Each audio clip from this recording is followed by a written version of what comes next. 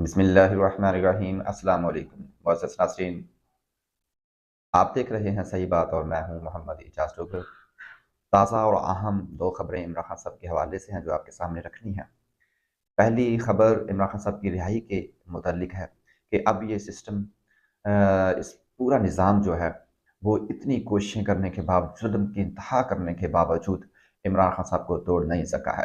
آفرین ہے اس شخص پر، وہ شخص 1 انچ کے آگے جو ناخن ہوتا ہے، جو بڑھتا ہے، جس کو ہم کاٹ دیتے ہیں، اس کاٹنے جتنا ناخن جو ماس کو چھوڑتا ہے، آگے بڑھتا ہے، اس کے برابر عمران خان صاحب کو اس کے اصل موقف سے پیچھے نہیں ہٹا سکے ہیں۔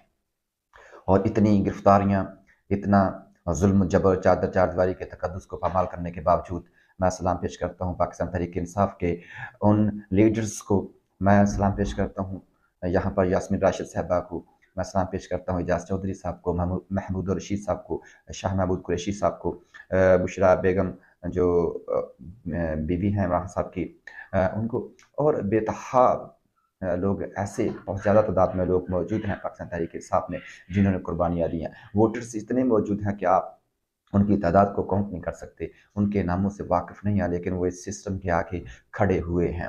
انہوں نے اس لاقانونیت اور جو اس پاکستان کی سرزمین کو بے آئین کرنے کا پلان تھا، اس کو بہت بڑا دھچکا پہنچایا ہے۔ اور اب یہ سسٹم، اب یہ نظام آخری سسکیاں لے رہا ہے۔ چیف جسٹس فائز عیسیٰ کے جانے کے بعد اب ہواؤں کے رخ بدلتے ہوئے دکھائی دے رہے ہیں۔ اتنا بڑا جبر، اتنا بڑا زور لگانے کے باوجود بھی وہ طاقتور لوگ جو چاہتے تھے کہ ہم آئسولیٹ کر دیں گے عمران خان صاحب کو، وہ آئسولیٹ نہیں کر سکے ہیں، بلکہ لوگ مزید انٹیکٹ ہو گئے ہیں عمران خان صاحب کے ساتھ، اور سب کی سیاست جو ہے اب ختم ہو چکی ہے۔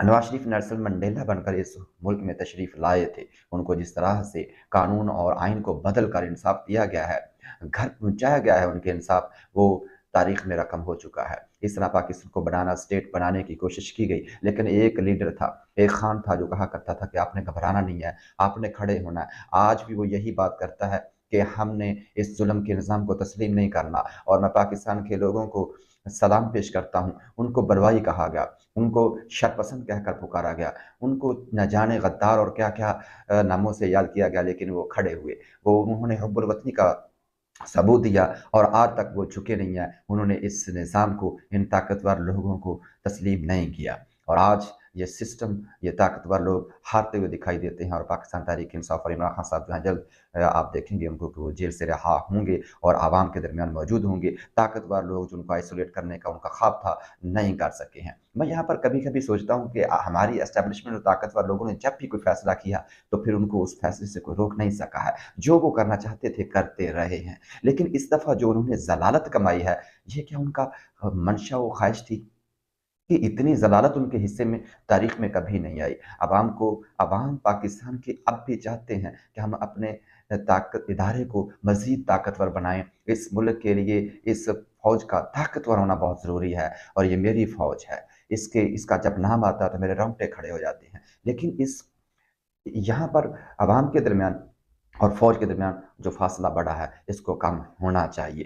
جیسے بھی ہو، میں طاقتور لوگوں کو یہاں پر پیغام دیتا ہوں، گزارش کرتا ہوں، التماس کرتے ہیں کہ اس پاک فوج کے ادارے کو، اس عظیم ادارے کو، اس طاقتور ادارے کو مزید طاقتور بنائیں، اور عوام کے درمیان اور افواج پاکستان کے درمیان فاصلے نہیں بڑھنے چاہیے۔ اور مجھے امید ہے عمران خان صاحب جب باہر آئیں گے تو وہ اس چیز کو بہت اہمیت دیں گے کہ پاک فوج اور عوام کے درمیان فاصلے بڑھنے نہیں چاہیے۔ اور پاکستان کے لوگوں نے بہت ہی اچھا فیصلہ کیا ہے کہ وہ کبھی بھی اپنے اداروں کے خلاف کھڑے نہیں ہوئے، وہ اس طاقتور ادارے کے خلاف کھڑے نہیں ہوئے۔ یہ ان کا حب الوطنی کا ثبوت، وہ بولتا ثبوت ہے کہ انہوں نے مہنگائی برداشت کر لی، انہوں نے پارلیمان میں وہ لوگ پہنچے جن کے پاس مینڈیٹ نہیں تھا، لوگوں نے ان کو ووٹ نہیں دیے تھے، لیکن اس کے باوجود انہوں نے ان کو بھی تسلیم کر لیا، اس پارلیمان کو بھی مطلب ہے کہ تسلیم نہیں کیا، لیکن وہ خاموش ہوئے، برداشت کیا۔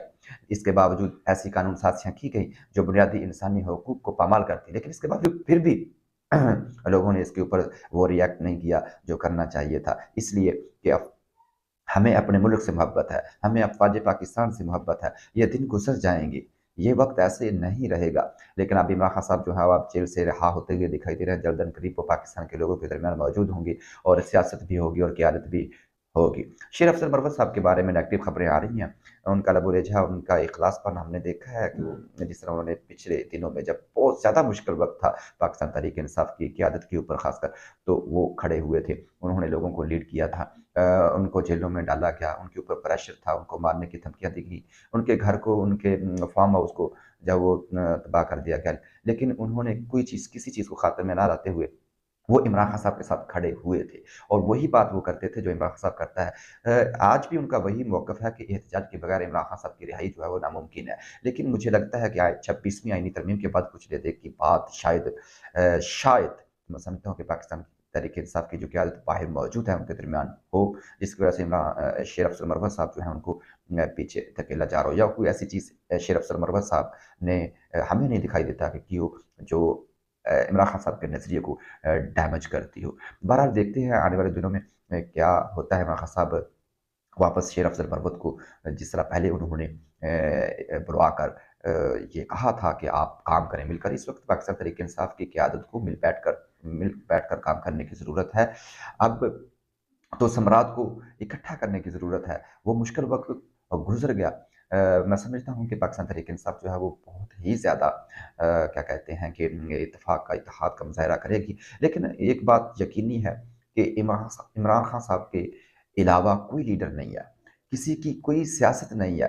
यही वजह है कि बहुत से लोग ऐसे भी पाकिस्तान तहरीक-ए-इंसाफ में मौजूद हैं, जिनको दबाकर या जिनको वरगलाकर, लालच देकर खरीदा जा सकता है। लेकिन वो बिक नहीं सकते, बिकॉज़ लोग उनका साथ नहीं देंगे।